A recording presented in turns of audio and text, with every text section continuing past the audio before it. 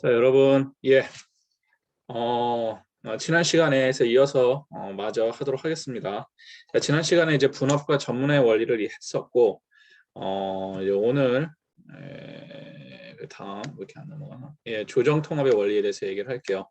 어떻게 보면은 이 병원에 관련된 이 조직과 에 관련된 이야기를 할 때 가장 중요한 얘기이기도 합니다. 이 조정 통합의 원리라는 게.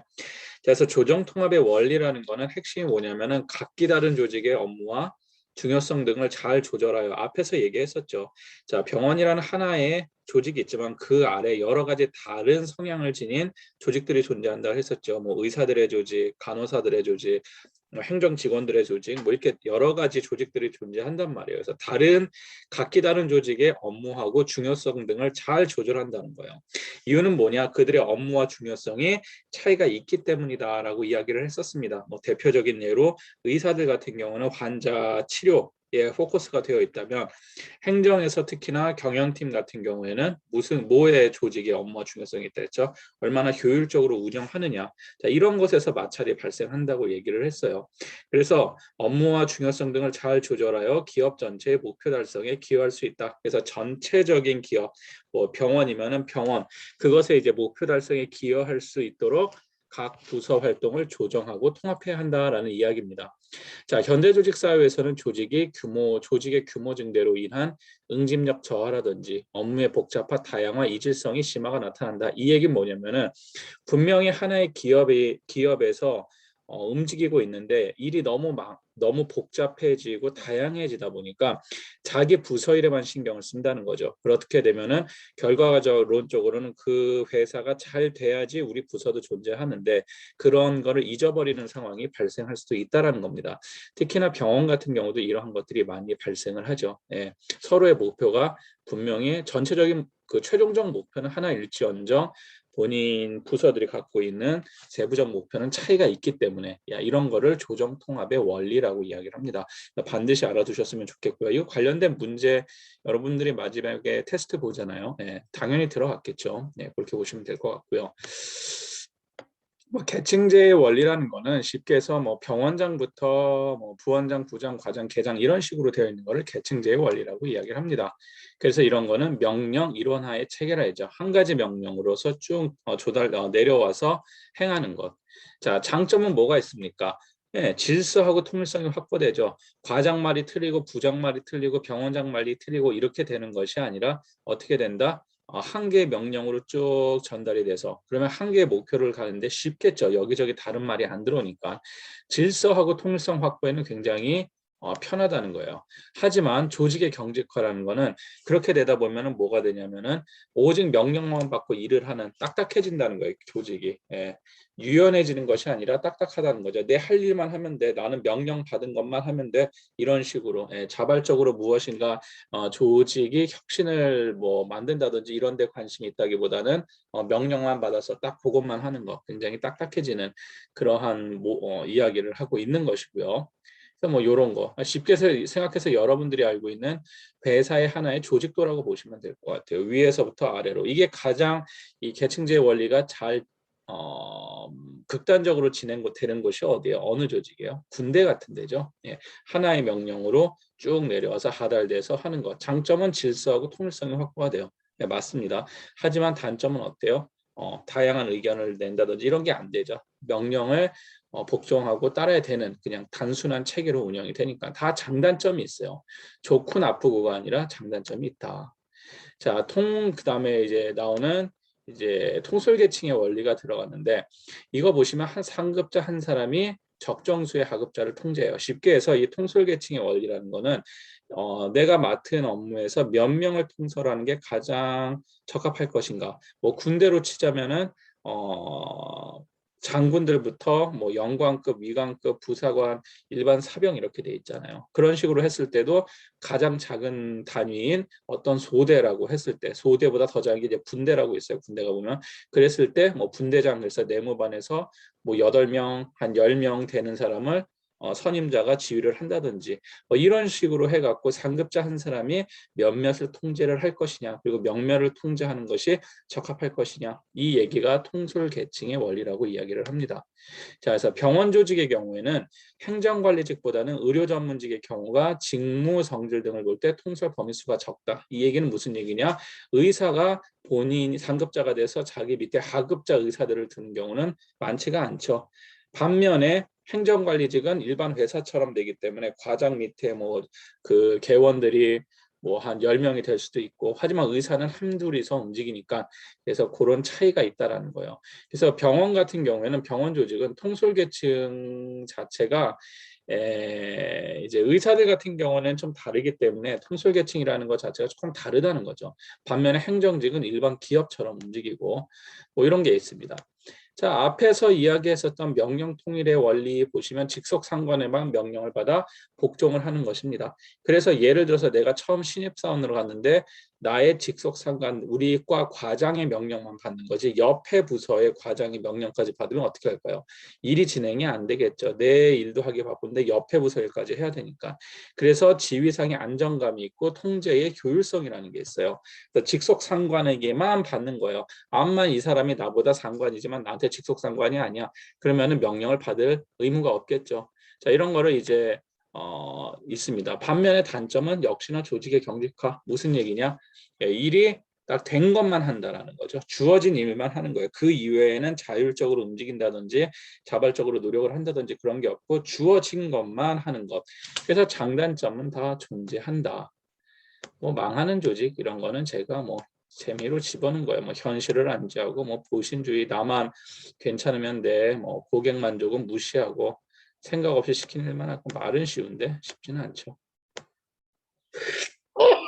자, 그 다음에 등장하는 게 이제 공식적 조직과 비공식적 조직이에요. 자, 이번에 테스트에는 제가 집어넣지는 않았는데 그냥 슬쩍 듣고 넘어가시면 됩니다. 다음에 여러분들이 경영학 2학년 때 아마 배울 수업에 자세히 얘기할 겁니다. 그래서 공식 조직이다. 그러면은 말 그대로 법률 규칙이나 직제에 의한 조직, 여러분들이 생각하는 그 조직이 맞아요. 사장, 이사, 부장, 과장, 대리 이런 식으로 공식적으로 만들어져 있는 조직, 이것이 공식 조직입니다. 인위적으로 만들어져 있죠. 제도화된 조직이죠. 쉽게 해서 얘가 과장이야. 그런데 나보다 능력도 떨어지고 별 볼 일 없어. 하지만 제도적으로 걔가 너한테 명령을 주는 걸로 만들어져 있다라는 거예요. 인위적으로 되어 있는 거예요. 그래서 병원으로 치면 병원장실이나 부원장, 진료부장, 뭐 행정지원부 뭐 이런 식으로 공식적으로 만들어져 있는 것, 이것을 공식 조직이라고 이야기를 합니다. 반면에 비공식 조직이라는 게 등장해요. 비공식 조직은 구성원들의 이해와 요구에서 자발적으로 만들어져 있는 조직을 비공식 조직이라고 합니다. 뭐 쉽게 얘기하면 동호회 정도라고 생각하면 돼요. 조직 내 낚시회라든지 산악회라든지 조기축구회라든지 이런 식으로 만들어져 있는 동호회라고 보시면 됩니다. 그래서 자발적, 자생적으로 만들어져 있고 소집단으로 운영이 되죠. 자, 그런데 왜 그 병원 조직을 이야기하면서 공식과 비공식을 이야기를 하느냐? 두 가지 조직이 보통 같이 움직이게 되어 있어요. 이유는 뭐냐? 비공식 조직이 굳이 필요합니까? 비공식 조직은 뭐예요? 자발적으로 만들어지죠. 그래서 병원에서 아니면 조직에서 의무적으로 만드는 조직이 아니에요. 그런데 나도 모르게 그 회사 다니다 보면 친한 사람들끼리 모이게 되잖아요. 자, 이런 게 비공식이에요. 그렇게 되다 보면은 친한 사람들끼리 뭐 이런 위치나 성별이나 나이나 이런 것 빼놓고선 모이게 된단 말이야. 그러면 그렇게 모이면은 이 사람들이 다양한 욕구를 해소시켜주는 통로가 돼요. 예를 들어서 어떠한 병원에서 게임을 좋아하는 사람들이 있어요. 그러면 게임 동호회를 만들었다고 칩시다. 이것도 2인 이상 모였기 때문에 뭐가 됩니까? 조직이 되죠. 그런데 회사에서 만든 공식적인 조직은 아니죠. 비공식적으로 만들어졌어요. 그런데 이런 거를 내가 이런 동호회를 만들었다 그러면은 여러분들이 나중에 사회 나가 보시면은 큰 회사들 같은 경우에는 지원을 해주는 경우들도 있어요. 그렇다면은 왜 지원을 해줄까? 공식적이지 않은 조직한테. 왜냐하면 이러한 비공식 조직이 결국은 기업을 운영하고 무엇인가를 유지를 하는데 도움이 되기 때문에 이것을 키우려고 키운다기보다 긍정적으로 바라보는 그런 회사들도 많이 있거든요. 그래서 순기능, 좋은 기능은 뭐냐 그러면은 다양한 욕구를 해소시켜주는 통로가 되더라. 회사에서 쌓인 스트레스를 딴 데서 회사 욕을 하면서 푸는 것이 아니라 다양한 취미가 맞는 사람들과 함께 이야기를 하면서 회사 스트레스를 풀고 나은 기능을 만들어지고 다른 부서 간의 정보의 흐름 촉진. 무슨 얘기냐?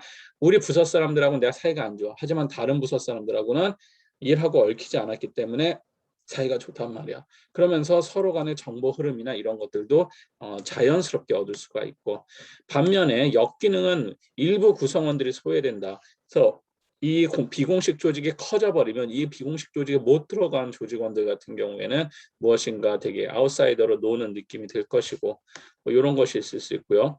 공식적 조직의 업무보다 비공식 조직의 일에 몰두하는 경우들이 발생을 하기도 한다. 라는 것입니다. 자, 그런 다음에 이제 병원 조직의 이제 유형을 한번 보도록 할게요.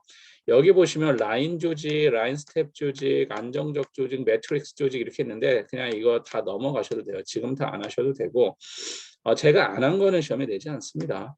예, 뭐 이런 식 매트릭스 조직만 보고 이야기를 할게요. 그러니까 병원은 보통 이런 식으로 구성되어 있다라는 거예요. 병원장이 있고 그 다음에 진료부, 수련교육부, 뭐 진료지원부, 행정부 이런 식으로 나눠져 있어요. 진료부에는 보통 내과, 외과 의사들이 모인 곳, 뭐 이런 식으로 지원부에는 간호약제. 근데 일반적으로 진료비 지원부서에 간호과가 들어간다기보다는 간호부서가 따로 빠져 있는 경우가 대부분입니다. 그래서 간호사들끼리 모인 부서가 있고 행정부가 있고 뭐 이런 식으로 되어 있어요. 자, 여기서부터가 여러분들이 잘 알아두셔야 되는데 병원의 가장 대표적인 부서가 진료부서예요. 자, 진료부서는 무슨 기능을 하는 부서냐? 진료 기능을 하는 것이죠. 진료 기능이라는 건 뭐예요? 진단하고 치료하고 뭐 이러한 것을 하는 부서겠죠. 자, 그리고 교육 연구 기능이 들어가 있고, 그러면 누구로 구성되어 있다고? 이것은 의사들로 구성이 되어 있습니다. 그래서 진료부서에 간호사가 들어가 있나요? 그렇지 않아요. 진료부서는 보통 다 의사들로만 구성이 되어 있는 것을 진료부서라고 이야기를 해요. 뭐 공중보건이라든지 이렇게 되어 있고요. 그 다음에 이제 간호사들로 구성되어 있는 부서, 이걸 간호부서라고 합니다. 그래서 간호 기능을 한다라든지 아니면 교육 및 연구 기능 똑같이 앞에 있었던 것처럼 뭐 이렇게 되어 있다라든지, 자, 그 다음에 행정 기능이라든지 뭐 여러 가지가 있겠죠. 자, 그 다음에 이제 진료지원부서라는 것이 있어요.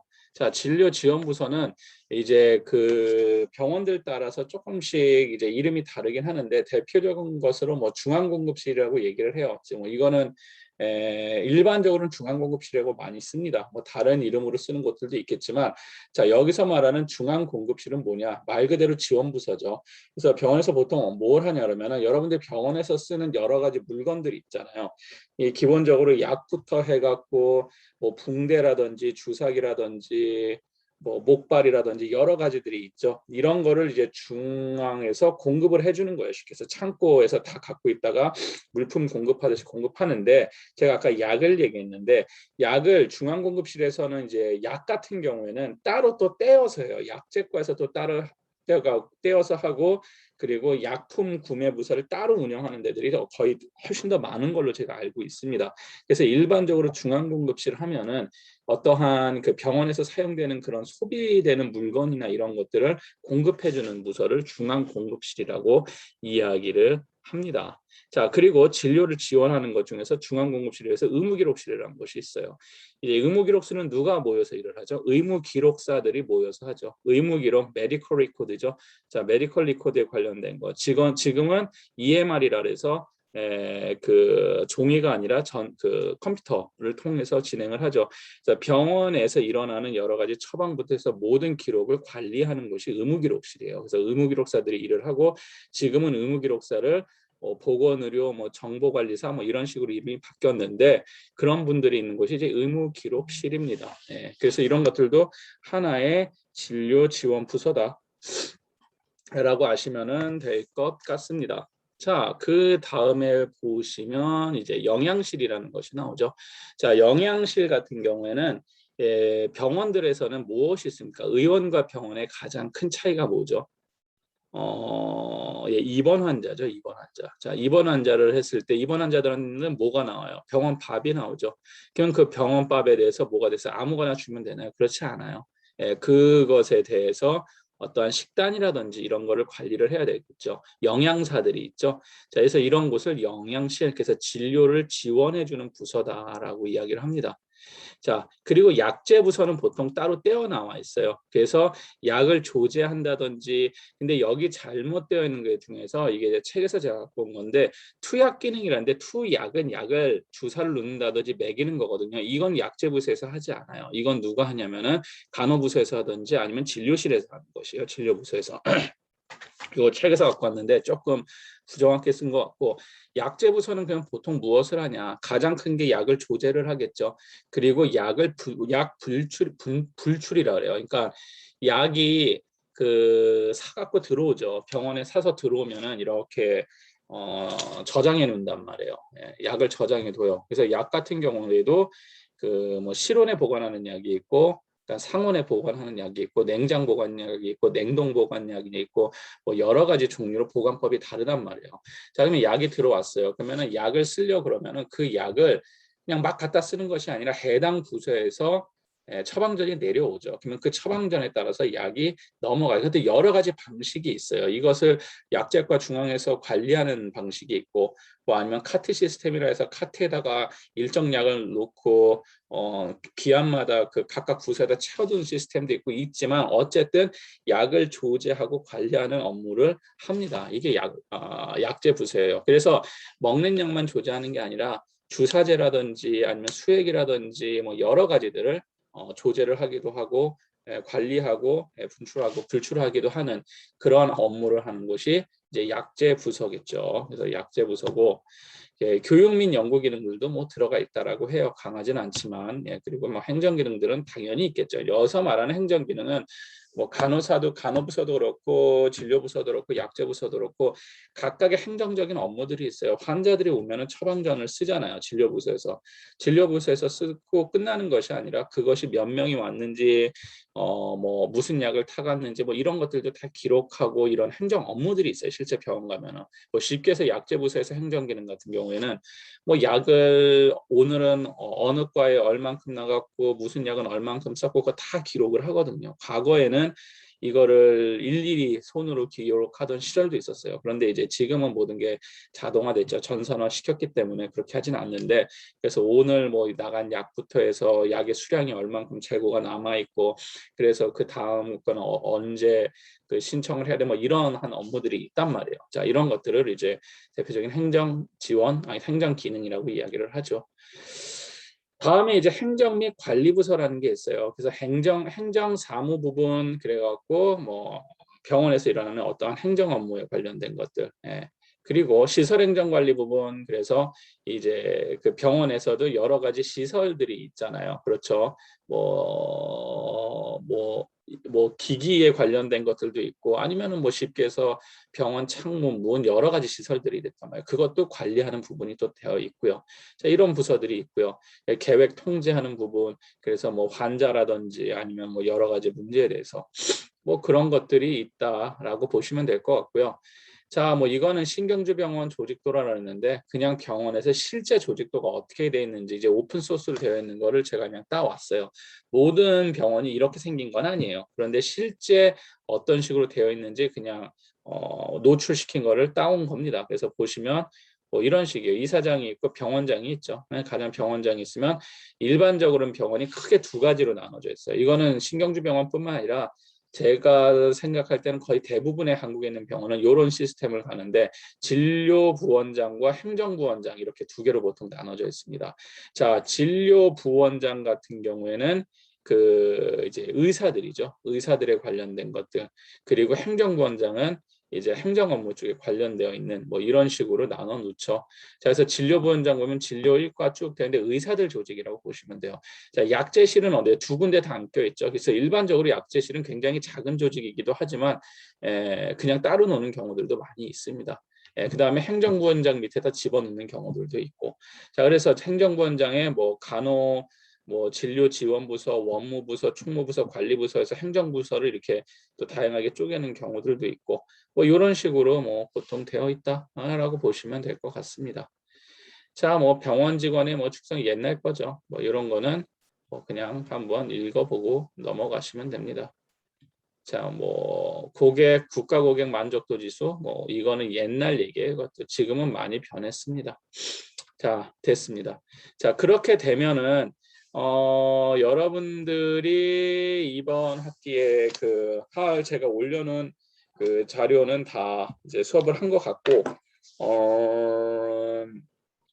이게 이제 마지막이 아니죠. 여러분들 그 2시간짜리 원래는 실강을 해야 되는데 그걸 못 해갖고 2시간짜리 이제 수업이 하나 더 있어요. 그 2시간짜리 수업에는 제가 그 과거에 수업을 했었던 것을 올려놨어요. 그게 뭘 올렸냐면은 그 저희 뭐냐 그 보험 체계에 관련된 거 기초적인 영상을 올려놨습니다.